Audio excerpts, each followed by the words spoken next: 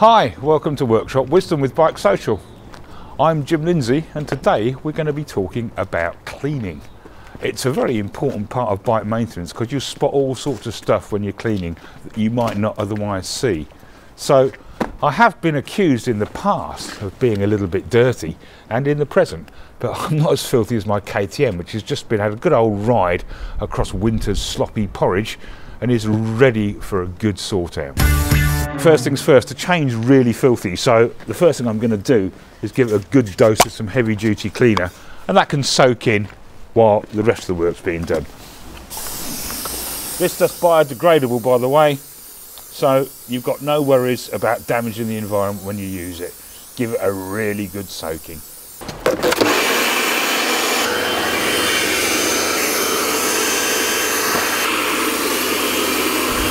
This is the middle of winter, as you can probably tell. Flies aren't too much of a problem, but if they are, wet cloth, stick it over the headlight and the fairing where all the flies are. Just leave it there while you're doing the next bit of the work. It's much better for your paintwork and your headlight glass and stuff than scrubbing away, which causes scratches and doesn't work that well. Okay, the next job, once the bike's good and wet all over, is get, in this case, a nice biodegradable cleaner from our good mates at Muc-Off down in Dorset. Spray it all over, absolutely everywhere you can get. I know it's not the cheapest stuff in the world, but you need your bike to be good and clean. Time to get the long nozzle out.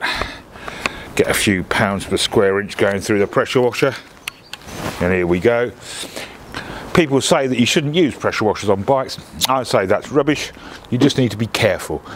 If you take all the bodywork off and spray the electrics, well, yes, you'll get what you deserve. Use it carefully and you'll be fine. So keep away from wheel bearings. Don't spray it directly at fork seals. Should be fine.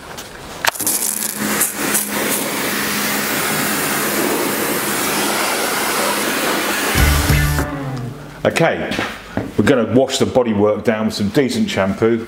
Don't use washing up liquid or anything like that. It won't be very good for your paintwork. Warm water and some decent stuff. It's worth the money.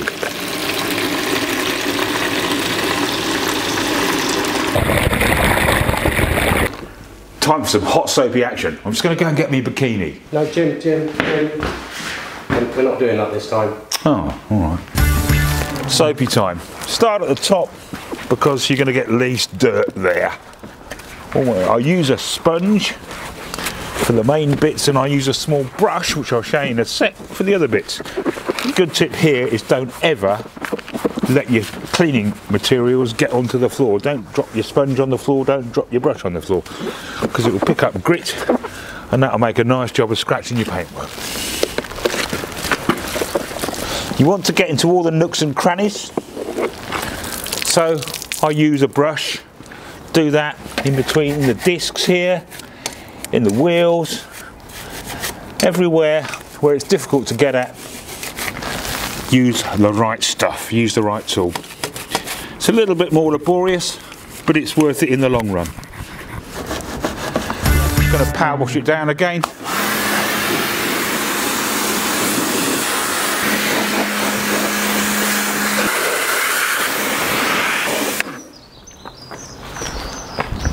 We haven't finished yet. It's time now to pop the bodywork off and see what rubbish is lurking underneath the shiny plastic.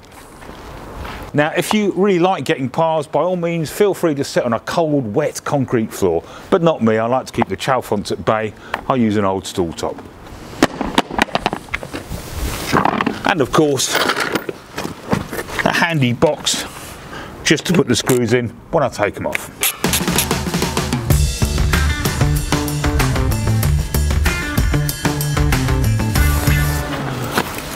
Bodywork off, and then you look, there's plenty of muck underneath it all, so we're going to get that cleaned off too.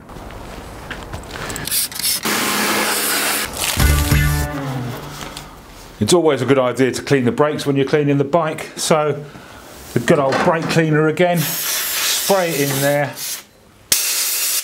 airline to blow the stuff out. Get right round the back. And again, blow it out. You can see it's dropping a fair amount of garbage on the back wheel. Baby wipes for bikes. You can't get to everything with sponges, brushes and so on. So I use these just to go over and get all the bits I've missed. Get into all the holes that you normally miss, like in the frame there, round there, and all round the bike. And when you've done, microfiber cloth, just polish it off, brings it up to a nice shine. No, it's not my wife's toothbrush, although I have to confess I've used that in the past. Don't tell her if you bump into her. This is actually a sonic scrubber from Nippy Normans.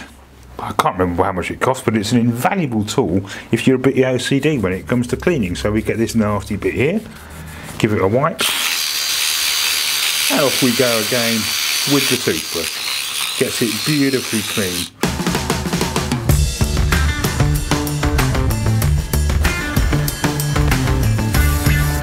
These wipes are really good, but if you get some really stubborn stuff, like all this grease chucked off by the chain here, guess what I like? Yep, you just guessed it, it's brake cleaner. Squirt with that, use the same top here, give it a good wipe, and that's all gone and clean, but of course it'll be back again in no time. Always use this stuff on the hard surfaces, so mirrors, the rear hugger, the pads on the side of the tank. It just conditions and cleans them in really nicely. So I always give it a good go over. Works all right on the seat as well. You have to make sure though, to be aware that when you do it on the seat, it does make it quite slippery. I like to finish the paintwork up with decent polish. I use Muck Off Miracle Shine. It's good stuff.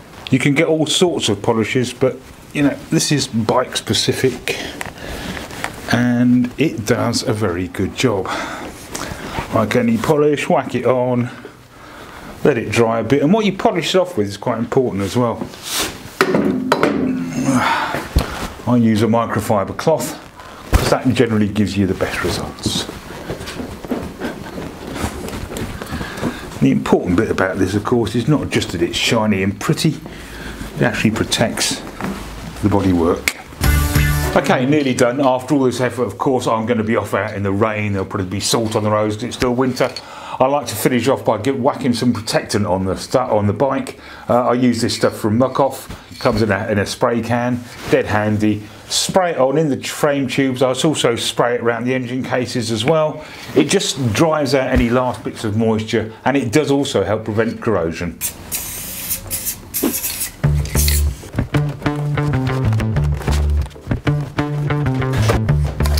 Phew.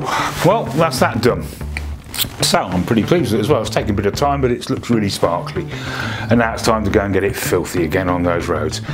And see you next time on Workshop Wisdom.